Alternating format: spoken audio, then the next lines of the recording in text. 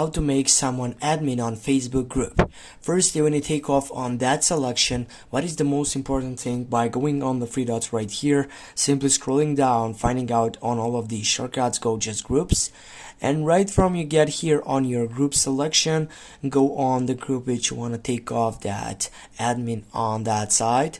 And right from here, guys, as you can see, you have many different sites and options on which you can simply go and choose up the right option, which is on the right upper side. Just go on that setup. And when you go on that setup, from here, as you can see, you have all the tools. Go see all tools if you want.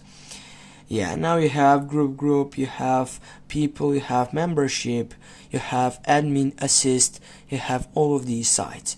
Go admin assist, and then simply, if you want to add that second selection, just go right here, add, and add the site selection of that person on which you want to get up and take an admin.